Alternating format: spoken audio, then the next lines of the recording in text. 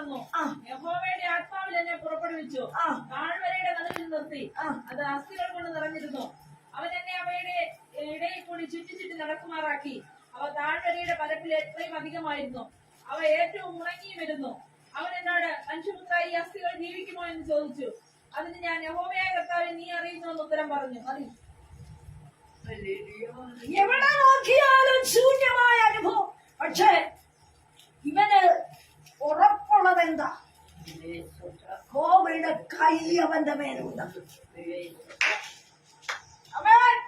ദൈവ നടത്തിപ്പ് അവന്റെ മേലുണ്ട്. ദൈവത്തിന്റെ ശക്തി അവന്റെ മേലുണ്ട്. ദൈവത്തിന്റെ ആലോചന അവന്റെ മേലുണ്ട്. ദൈവികമായ നടത്തിപ്പുകൾ അവനുണ്ട്.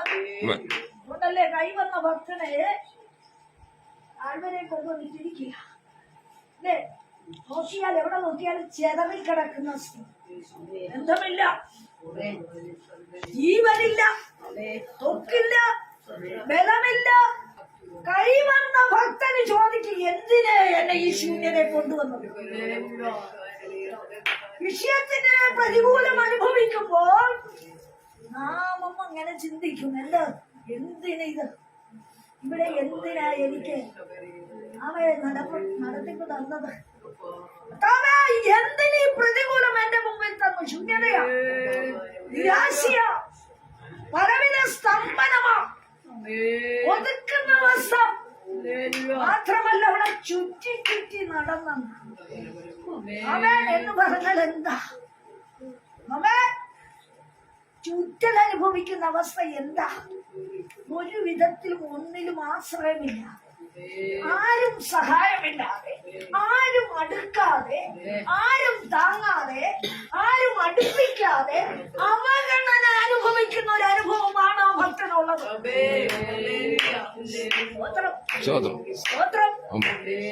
ഒന്നുറപ്പുണ്ട്, കോവിഡ് കൈ എന്റെ മേലുണ്ട്. അവന്റെ ആത്മനടത്തിപ്പിൽ നടന്നു വന്ന ഈ ഭക്തന് ഉറപ്പുണ്ട്. അവൻ അറിയാതെ എന്റെ ജീവിതത്തിൽ യേശുവിന്റെ നാമത്തിൽ, യേശുവിന്റെ നാമത്തിൽ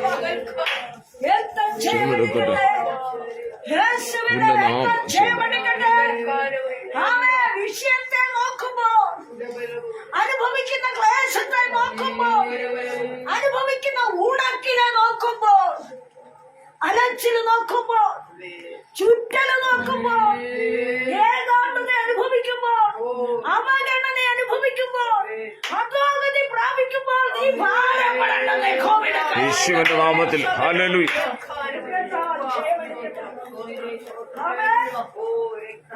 അവനാ കൊണ്ടുവന്നത്, അവനാ കൊണ്ടുവന്നത്. കോവിഡ് കൈ എന്റെ മേൽ വന്നു.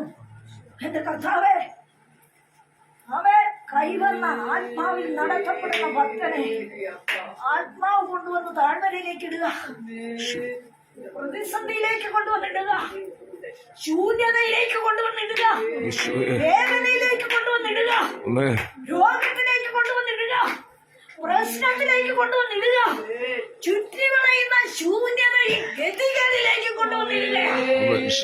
അവനവിടെ പഠിച്ചില്ല, ചുറ്റി ചുറ്റി നടക്കുമാറാക്കി. എത്ര നാൾ നടന്നു? ശൂന്യത അനുഭവിച്ച് നീ എത്ര നാൾ നടന്നു? വേദനപ്പെട്ട് നീ എത്ര നാൾ ഞരങ്ങി? വിഷയത്തിന് തടസ്സം കണ്ടുകൊണ്ട് എത്ര നാൾ നീ ഒതുങ്ങി? ഒരു പൂർണ്ണത കാണാതെ നിന്റെ ജീവിതം എത്ര നാൾ തളർന്നു സ്തംഭിച്ചു? ദൈവത്തോട് ചോദിക്കുന്നില്ല, എന്തുകൊണ്ട് കർത്താവേ എന്റെ കുടുംബത്തിന് മാത്രം, എന്റെ തലമുറയ്ക്ക് മാത്രം, എന്റെ അനുഭവത്തിന് മാത്രം, എന്റെ അവസ്ഥയ്ക്ക് മാത്രം മാറ്റമില്ലാതെ ഇങ്ങനെ തുടർന്ന് എത്ര നാൾ നീ ചോദിക്കുന്നില്ലേ? സ്തോത്രം, സ്തോത്രം. കഴിഞ്ഞ ആഴ്ച വന്നിരുന്ന ഡോക്ടർ, അവര് 12:15 കഴിഞ്ഞപ്പോഴല്ലേ വന്നത്. സ്തോത്രം. ദൂതം തൊട്ട് പറയാൻ തുടങ്ങി. അവര് വെട്ടിപ്പിടിച്ച് നിലവിളി വിനികാണത്തുന്നത്. വലിയ വലിയ രാജ്യങ്ങളും ജോലി ചെയ്തിട്ടുണ്ട്. പക്ഷെ ഒന്ന് പറയട്ടെ, ആമേ, ബുദ്ധിയുടെ ആലോചനയല്ല കേട്ടത്, ദൈവശക്തി എന്ന്.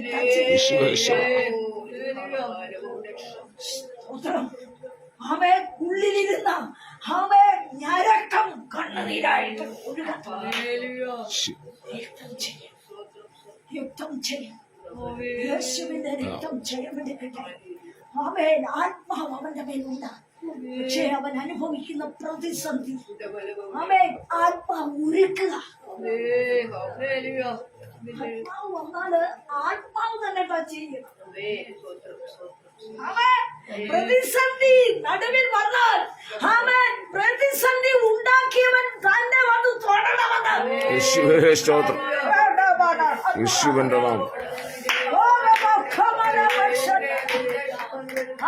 ഒരു മനുഷ്യന്റെ ബുദ്ധിയല്ല തൊടേണ്ടത്. ആമേൻ. ആത്മശക്തിയുടെ വീര്യമാണ്. യേശുവേ സ്തോത്രം. ആമേൻ. ഏറ്റവും ജയമെടുക്കട്ടെ. ആമേൻ. യേശുവിന്റെ നാമം. ഹല്ലേലൂയ. യേശുവിന്റെ നാമം. ഹല്ലേലൂയ. കാൽസ്യം. ചോദിച്ചു നടന്നു. എത്ര നാൾ അനുഭവിക്കാൻ തുടങ്ങിയ ക്ലേശം? എത്ര നാൾ? ദൈവ നടത്തിപ്പുള്ളവർ, ദൈവത്താൽ നയിക്കപ്പെടേണ്ടവർ, ദൈവം നയിച്ചവർ, ദൈവത്തിന്റെ ആലോചന കടന്നു വന്നവർ, ദൈവഹിതം ചെയ്യുന്നവർ, ദൈവത്തെ അനുസരിച്ചവർ, ദൈവത്തിന്റെ ആലോചന മുറുകെ പിടിച്ചവർ, ദൈവത്തിനു വേണ്ടി നിയോഗിക്കപ്പെട്ടവർ, ദൈവത്തിന്റെ ഇഷ്ടം അനുസരിച്ച് ആലോചന പ്രകാരം ചുവട് വെച്ച് ആമേൻ അവൻ പറഞ്ഞെടുത്ത് വന്നു നിൽക്കുക. സ്തോത്രം. കർത്താവേ, ഞങ്ങൾ നാളുകളായി ക്ലേശം ഞങ്ങളൊന്നും കയ്യിൽ പിടിച്ചിട്ടില്ല. ആമേൻ. ഞങ്ങളൊന്നും അനുഭവിച്ചിട്ടില്ല. ആമേൻ. ഞങ്ങളിപ്പോൾ സ്തംഭനത്തിലാണ്. എന്താണ് അതിന്റെ കാരണം? വീർതെടുപ്പ്. കർത്താവേ, നാളുകളായി ഞങ്ങൾ ഇങ്ങനെയൊക്കെയാ. നാളുകളായി ഞങ്ങൾ ഇങ്ങനെയൊക്കെയാ. നിന്റെ വാക്കിലല്ലേ ഇറങ്ങിയത്? നിന്റെ വാക്കിലെ നടത്തിപ്പല്ലേ ഞങ്ങൾ സൂക്ഷിച്ചത്? നിന്റെ വചനമല്ലേ ഞങ്ങൾ മുറുകെ പിടിച്ചിരിക്കുന്നത്? ആമേൻ. നിന്റെ വചനമല്ലേ പറഞ്ഞുകൊണ്ടിരിക്കുന്നത്? പറയുന്നതിന് ഉറപ്പുണ്ടോ?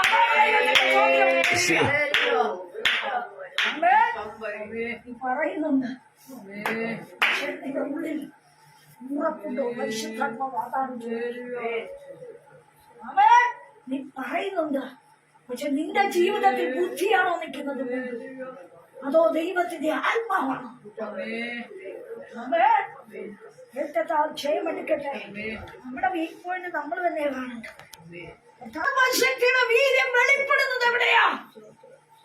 ദൈവം സംസാരിച്ചത് ആരാക്കിട്ട് ഉറപ്പിക്കുമ്പോ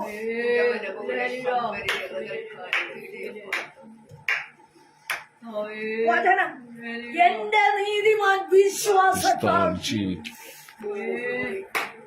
വിശ്വാസം നഷ്ടപ്പെട്ടോ ഉറപ്പ് മാറി നിന്റെ ബുദ്ധി പ്രവർത്തിക്കാൻ എന്നെ കാണിച്ചൊരു കാഴ്ചപ്പാട്. തല മുതൽ അസ്ഥി വരെയും ഒരേ ഒരു കിടപ്പ്. അതിനകത്ത് എല്ലാ പാർട്സും ഉണ്ടാവും, ഒരു കുഴപ്പമില്ല.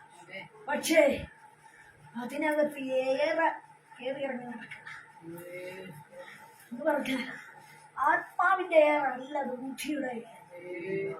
സ്തോത്രം. ബുദ്ധി വന്നാൽ ജീവിക്കത്തില്ല. ആത്മാവ് കയറണം.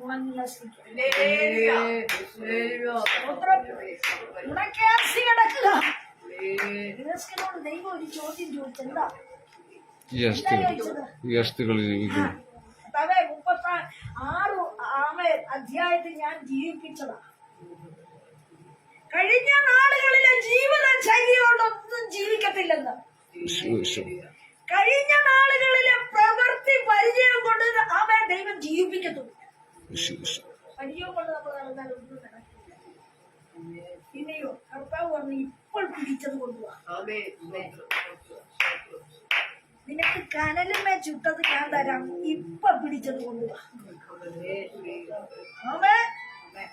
എന്തിനാണ് ഉണക്കിയത്? ഉണങ്ങിയ അവസ്ഥയിലായത് എന്തിനാ?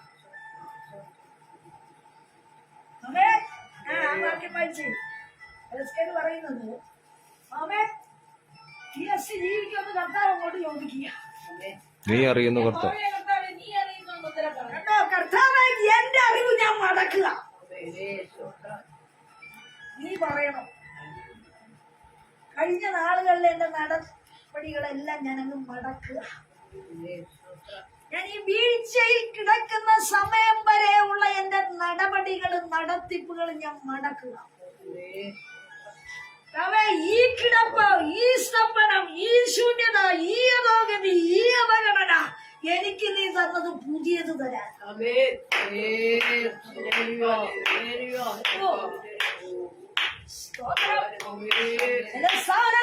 സ്തംഭിപ്പിച്ചടയ്ക്കുന്നത് എന്തിനെന്നറിയാമോ? കഴിഞ്ഞ നാളുകളിലെ എന്റെ നടപടികളെ നീ അടച്ചുകൊണ്ട് പുതിയതൊന്നിന് കിടക്കയിൽ ധ്യാനിക്കണം. കർത്താവേ,